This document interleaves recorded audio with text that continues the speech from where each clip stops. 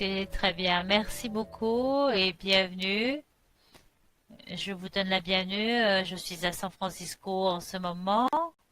Je m'appelle Eric Varela et je vais vous parler de mon expérience d'évaluation dans l'intersection de la technologie et la philanthropie.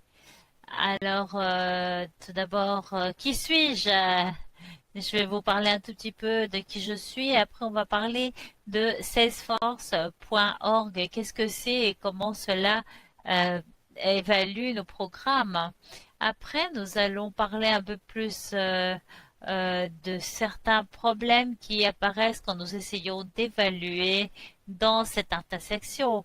Quels sont les détails à tenir, desquels il faut tenir compte et finalement penser sur certaines des compétences importantes si nous voulons participer à ce secteur. Alors d'abord, qui suis-je? Au-delà d'être un évaluateur, je suis aussi un oncle. J'ai un neveu qui s'appelle Cameron, qui a 3 ans. Il est merveilleux. On essaye qu'il devienne médecin le plus tôt possible. Je suis aussi le père de ce chat, Poncho, qui est un chat terrible et me juge tout le temps. Et j'aime beaucoup participer au festival appelé Burning Man qui a lieu dans le désert et qui m'aide aussi à me sentir mieux et qui m'aide sans doute à faire beaucoup à travailler dans les évaluations. Voilà les autres choses que je fais au-delà de mon travail en évaluation. Et maintenant, bon, eh bien, je fais partie de groupes de personnes qui ont reçu énormément de formations universitaires. J'ai eu beaucoup de chance. J'ai suivi un master à Boulder, Colorado, et là, j'ai appris énormément concernant l'évaluation de la secteur justice. Après, j'ai eu aussi l'opportunité d'aller à l'université de UCLA, LA, et là, j'ai travaillé surtout sur les théories de l'évaluation. J'ai pu utiliser toutes ces informations pour travailler surtout en tant qu'évaluateur interne. Autrement, voilà les évaluations sur lesquelles j'ai travaillé. Et j'ai aussi travaillé avec beaucoup d'écoles et avec des ONG. Et maintenant, je travaille, oui, dans le secteur. Et j'ai aussi travaillé maintenant pour cette boîte qui s'appelle Salesforce. J'ai aussi travaillé à Tech concernant les évaluations dans l'espace international et je travaille aussi avec les sociétés, oui. Alors voilà, c'est ce que je fais et je vais vous parler de comment je d'où je viens. Il y a eu beaucoup de formation interne sur l'évaluation. Oui, on m'a demandé de parler moins vite. Je vais le faire. Alors voilà, c'est ça quoi ce que je pense. Et j'espère que cela aura aussi donc un peu plus d'effet. Donc, je vais parler un petit peu de comment on évalue dans le cadre de notre travail. Donc, nous sommes une branche de Salesforce.org. Nous traitons de la gestion de la clientèle et nous sommes une société de logiciels. On pense que tout le monde devrait avoir la technologie nécessaire pour le faire. Nous offrons notre technologie à nos vendeurs et aussi aux organisations charitables dans le monde entier. Elles sont soit gratuites, soit payantes. Cet argent donc est utilisé pour renforcer le développement de l'éducation, pour donner aux employés, au point de vue du bénévolat, etc. À salesforce.org, nous représentons l'amélioration sociale, et aussi de comment gérer la responsabilité d'entreprise, d'affaires. Je travaille pour cette société depuis 4 ans. Le premier membre du personnel avait le devoir d'analyser l'impact que nous avions. Les gens ne pouvaient pas vraiment me dire comment changer le monde. Ils voulaient le faire, mais ils ne savaient pas comment s'y prendre. Les gens ne savaient pas nécessairement ce qu'on voulait faire et quel impact on voulait avoir. Donc, on s'est concentré sur cette déclaration principale, donc nos missions, et on a dit donc le plus de missions que notre technologie soutient, le plus nous pourrions réinvestir dans la technologie et les communautés en créant un cercle de positivité, pour ainsi dire. Donc, on a investi dans les leaders. Et aussi, dans ce qu'on donnait aux employés, j'ai travaillé avec les organisations concernées pendant pas mal de temps pour voir quel impact on voulait avoir dans ces domaines. Et les choses principales, c'était d'accélérer le changement social par la technologie, d'investir dans les futurs leaders et dans l'engagement de la communauté, donc dans nos employés. Il y a eu des déclarations par rapport à l'impact qui ont permis aux gens de dire, bon ben oui, c'est ce qu'on veut faire, effectivement. Et dans tous nos organismes, on effectue les évaluations sur la base de ce que veut faire notre organisation. Donc c'est pour ça qu'on a voulu analyser quel était notre objectif. Ce qu'on a pu faire, c'est que on a aligné ceci aux divers programmes qu'on avait. Par exemple, au programme technologique, on travaille avec l'association éducative qui ne travaille pas pour le bénéfice. Pour ce qui concerne le domaine stratégique, on a voulu renforcer le personnel. Et ces programmes maintenant sont alignés à ces divers impacts qu'on a établis dans plusieurs organisations pour lesquelles ou dans lesquelles vous travaillez. Cela sera certainement présent, mais cela était nouveau pour Salesforce. Ce n'était pas quelque chose qu'ils ont essayé de faire dans le passé. Et j'ai par conséquent essayé de définir ces domaines d'impact, domaines où on voulait avoir un impact. Pour ce qui concerne la technologie, les subventions et ce qu'on donnait aux employés.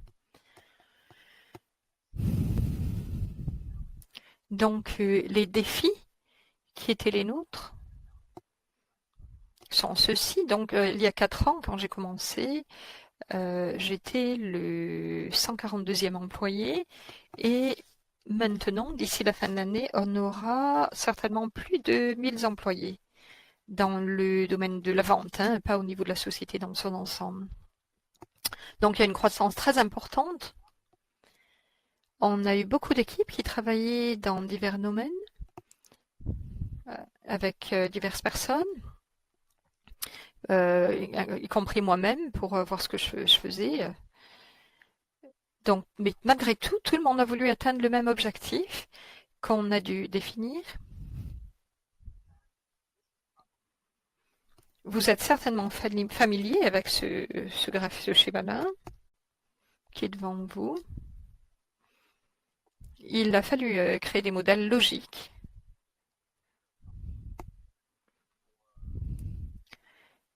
Il y avait des documents qui nous permettaient, à moi et mon collègue, de voir ce qu'il fallait faire et la façon dont notre rôle se rapportait à l'impact qu'on voulait avoir. Je m'assure bien sûr que ces schémas ne soient pas trop encombrants. Les gens viennent me voir et ils disent, bon, on veut créer un modèle logique, de voir aussi comment nos efforts sont alignés sur l'impact qu'on a à avoir. Et tous les portefeuilles, tous les programmes avaient un modèle logique, plusieurs services, plusieurs équipes. Je n'ai pas saisi ça tout de suite, mais j'ai vite vu que c'était très important. Donc il y a une transparence qui était très importante dans le domaine de nos travail. Oui, les vendeurs, la technologie doivent avoir des modèles logiques. Oui, quelquefois, oui, c'est vrai, ces éléments de base sont des éléments essentiels pour nos processus et très utiles aussi. Quel que soit le champ ou le secteur d'évaluation dans lequel on opère.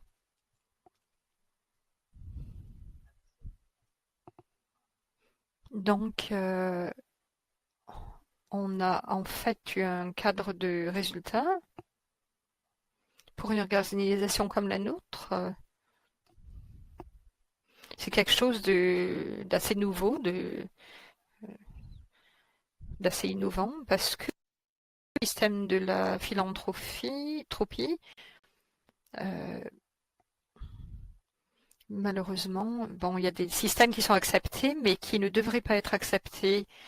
Entre autres, le nombre d'heures de bénévolat, le nombre d'argent, enfin disons la somme d'argent qu'ils ont donné, l'impact qu'elles avaient. Et en tant que vendeur, on a dit non, ce n'est pas suffisant, il faut avoir un impact social qui doit prédominer sur le reste. Donc au lieu de dire bon, on a 100 000 et quelques clients, on s'est dit qu'il fallait voir si nos clients accomplissaient leurs devoirs, leur mission, s'ils étaient efficaces dans leur communauté, s'ils innovaient. Au lieu de dire bon, on a donné telle somme à telle personne, nos étudiants, en fait, les étudiants qui réussissaient le mieux et ceux qui allaient dans la communauté, qui trouvaient leur travail, qui le retenaient, qui le gardaient, qui amélioraient leurs compétences. Au lieu de dire, bon, ben, on a fait tant d'heures de bénévolat, on s'est concentré sur la philanthropie, l'aspect philanthropique de nos sociétés.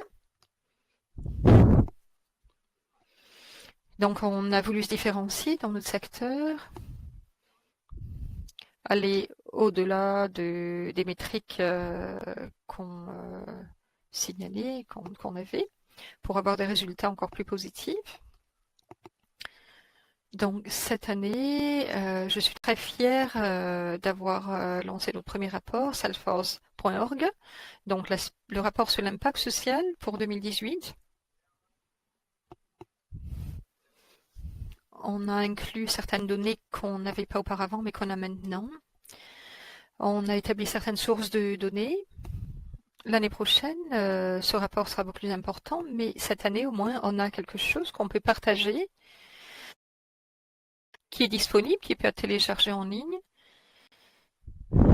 Et on a dit qu'on veut vraiment transformer le secteur par rapport aux objectifs et pas seulement sur les résultats.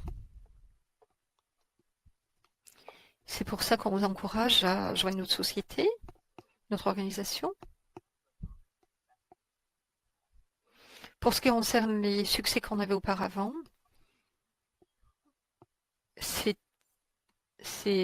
bon, ça concerne l'évaluation et la mesure de l'impact. On partage nos rapports avec les clients. Comme j'ai dit tout à l'heure, les équipes créent des modèles pour leur propre équipe. Et il y a quand même, il y a malgré tout encore beaucoup de travail à faire. Il y a quand même une culture qui est soutenue dans la société pour pouvoir parler des résultats. Dans le secteur de la technologie, de la philanthropie, il y a beaucoup de personnes qui veulent être les meilleurs, qui vraiment veulent réussir.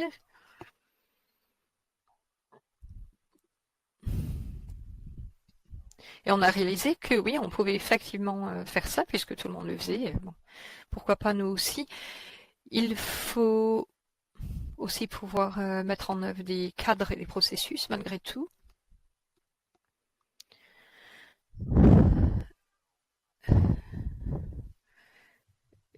Ne regardez pas trop en détail sur sa diapositive, mais ce que je voulais vous dire, c'était qu'on voulait montrer à nos collègues dans le domaine de la vente ce qu'on faisait par rapport à la modélisation logique et le reste, et qu'il y avait des bases d'apprentissage, des éléments sur lesquels on pouvait apprendre, non seulement sur le contrôle et l'évaluation, mais aussi le reste. Donc, j'ai montré cette diapositive à mes collègues pour leur dire ce qu'on voulait faire en tant qu'organisation. Il y a beaucoup d'éducation, enfin de formation au niveau de la société qui a lieu pour montrer tous les processus qu'on suit à notre personnel. Pour ce qui concerne les questions, les difficultés, de façon générale, si vous voulez impliquer les professionnels de l'évaluation dans votre secteur, la première difficulté, la première question est de fournir un assistant technique et un soutien aux parties prenantes. La plupart du travail que ces membres de notre personnel ont fait est concerné l'évaluation. Et moi-même, en tant qu'employé d'une société technologique, l'évaluation, pour ce qui me concerne, est quelque chose de très important. Je parle beaucoup aux clients concernant leurs problèmes technologiques par rapport au système d'évaluation qu'ils créent. C'est pas nécessairement, ça fait pas partie nécessairement de mon travail, mais ça m'apprend sur la façon dont ces choses-là sont réalisées. On est en fait des évaluateurs et il faut créer des modèles d'évaluation. Il faut aussi soutenir, offrir le soutien nécessaire. Pour nous, c'est très important. Si on veut poursuivre nos travail, avoir la capacité à créer ces éléments-là et à les partager dès le départ. Pour ce qui concerne les autres défis, c'est à qui appartiennent les données et s'il y a des partenariats qui peuvent être créés. Est-ce que tout le monde peut avoir accès à tout ou bien est-ce qu'il y a des alternatives? J'ai parlé à des collègues de la Wikimedia Foundation et de Google. Donc Wikimedia qui traite de Wiki veut que les données soient transférées le plus facilement possible. Pour ce qui concerne la sécurité des données, il y a toujours des problèmes de partenariat et de la question à qui appartiennent les données. C'est difficile en fait parce que tout cela dépend avec qui vous travaillez et cette question devient assez importante donc à ce niveau-là. Donc j'en ai parlé un petit peu tout à l'heure de ce défi-là. C'est ce qui concerne dans l'apprentissage par rapport aux relations voilà, et au marketing, par rapport à la conformité, à l'évaluation, par rapport aux relations publiques aussi. Je travaille pour une société de relations publiques en ce moment qui aime parler de ce qui est positif. Et c'est important de changer cet état d'esprit pour voir si ces choses-là ont été réalisées ou pas. Oui, il faut bien sûr juger la situation, mais aussi donner, permettre aux gens d'être vulnérables dans nos travail, d'être honnêtes.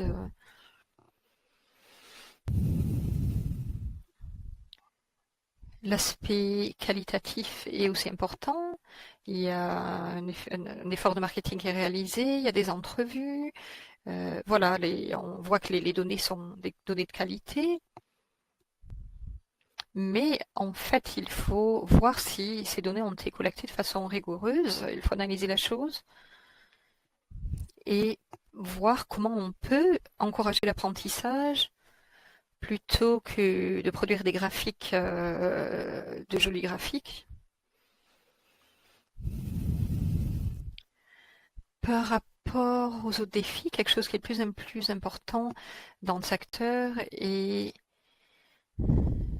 la mesure de l'impact de l'aspect de l'apprentissage et de l'impact social par rapport au retour sur investissement, par exemple aussi par rapport aux bénéfices. Il y a des opportunités très importantes dans notre travail. Il y a des milliards et des milliards de dollars qui sont disponibles aux sociétés qui veulent évaluer ce domaine-là, mais il faut aussi pouvoir voir si ça vaut la peine pour nos affaires, et c'est ce que j'ai dû faire moi-même dans le cadre de mon travail. Il y a aussi la question des normes de reporting. Il y en a de plus en plus qui sont présentées et qu'on doit suivre. Et IVIS de Global Investment Network est une grande société aussi de STG, des sociétés qui sont là. Donc la question est de savoir comment votre travail d'évaluation entre dans le cadre de ces lignes directrices de reporting. Il y a des questions auxquelles on doit répondre dans nos organisations.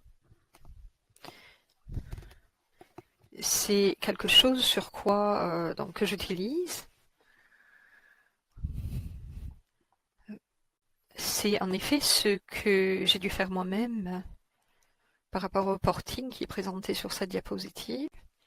J'ai dû analyser ce qui était fait dans mon organisation et par rapport à la conformité aussi.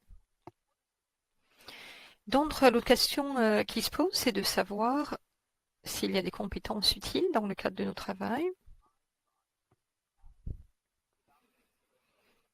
Les compétences des évaluateurs du secteur technologique est concentrée sur l'ajout de la valeur. Il faut que cela soit réalisé rapidement et donc il y a une grande différence entre quelque chose qui est utile et quelque chose qui va être utilisé.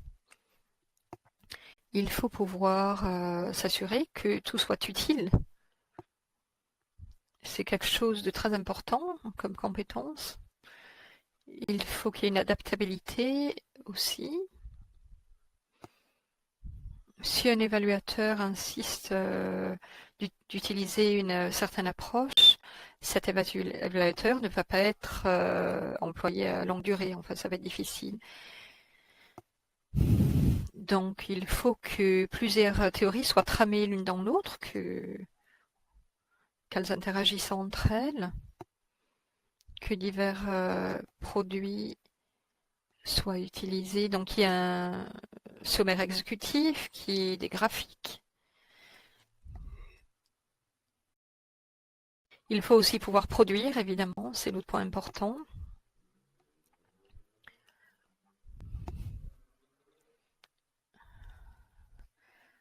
Donc la formation et l'expérience, c'est quelque chose qui vous permet d'avancer. Il faut pouvoir produire quelque chose rapidement, il faut être rigoureux, mais il faut aussi qu'il y ait des processus en place. Personne ne m'appelle Dr Barella, si, à moins qu'il se moque de moi.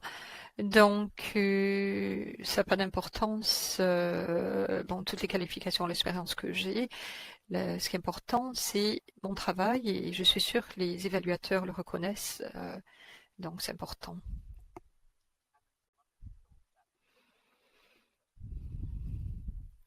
Donc, il y a d'autres compétences que notre secteur de la technologie ne connaît pas encore. Elle ne sait pas qu'il a besoin de ces compétences-là. Il faut voir ce qu'il se passe au niveau du terrain, mais aussi en dessus du terrain, par rapport à la stratégie.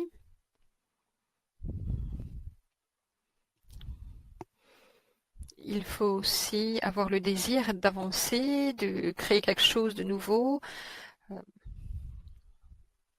En tant qu'évaluateur, on a la capacité de réfléchir. Il faut pouvoir regarder en arrière pour pouvoir aller de l'avant et ne pas seulement aller d'une chose à l'autre parce qu'on doit le faire de façon mécanique et répéter. Il faut pouvoir travailler avec les collègues pour s'assurer qu'il y a des questions qui doivent être posées par rapport aux méthodes qui sont utilisées et faire cela de façon rigoureuse. Les gens sont très à l'aise avec les chiffres, mais pas toujours avec la qualité et aux informations de qualité. Il n'est pas nécessaire de quantifier tout, mais par contre, il faut que la qualité soit présente. Et s'assurer que les choses soient faites convenablement et ne pas seulement traiter de la finance. Il faut aussi se soucier de l'impact social. Ce n'est pas suffisant d'avoir une étude, un questionnaire et d'en parler pendant quelques minutes. Il faut aller plus en profondeur. Donc, oui, voilà, c'était ma présentation. Donc, si vous avez des questions, sentez-vous libre.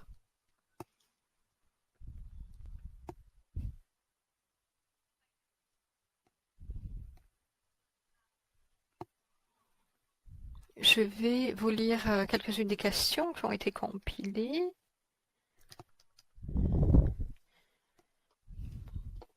Donc, on a seulement 5 minutes pour les questions avant de passer à la deuxième session.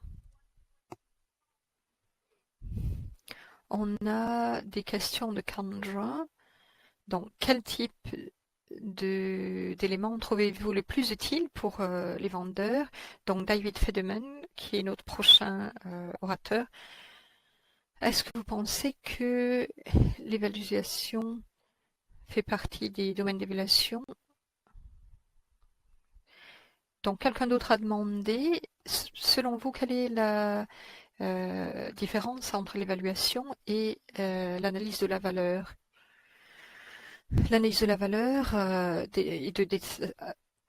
consiste à analyser la valeur par rapport à notre mérite, notre valeur. Maintenant, Eric, je vais envoyer ces questions dans votre chat personnel, donc vous les verrez vous-même.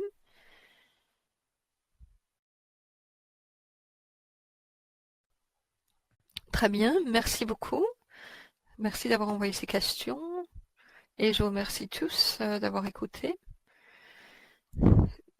Donc, quel type de collecte de données est la plus utile pour les vendeurs? C'est la première question. Donc, cela dépend des questions auxquelles j'essaie de répondre. J'ai remarqué que pour ce qui concerne la qualité et les informations sur les tendances des utilisateurs et des clients et sur les informations transmises par les médias utilisés. Donc les deux sont importants et la plupart de mes collègues pensent que les données qualitatives sont ce qu'ils veulent, mais inévitablement, les données qualitatives donc, doivent être analysées. Il faut voir à quoi elles consistent, en quoi elles consistent.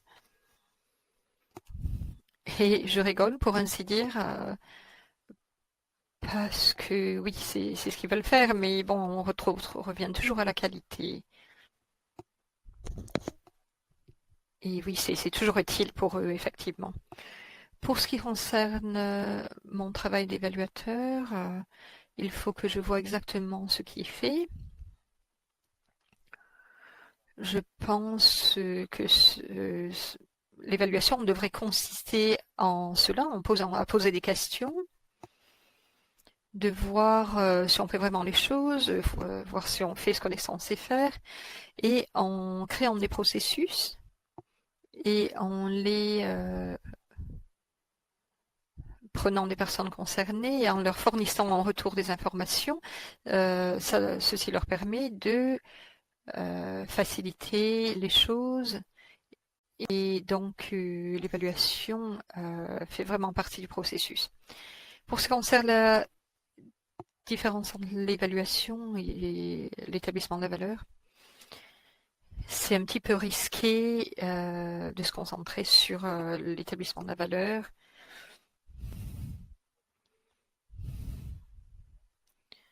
Oui, j'ai vu effectivement que les deux étaient utiles. Donc l'évaluation de la valeur est une partie de l'histoire, pour ainsi dire, mais ceci donne la valeur de ce qu'on fait aussi. Par contre, l'évaluation est peut-être ce qu'on fait de plus important en tant que résultat, qu'objectif. De se concentrer sur l'évaluation et sur la valeur, donc indépendamment, c'est pas bon, il faut que les deux travaillent ensemble par rapport à ce qu'on fait. Et j'essaye vraiment de m'assurer que les deux fonctionnent ensemble. Et il faut s'assurer que l'évaluation et l'établissement de la valeur travaillent vraiment ensemble. L'un commence et l'autre continue, c'est des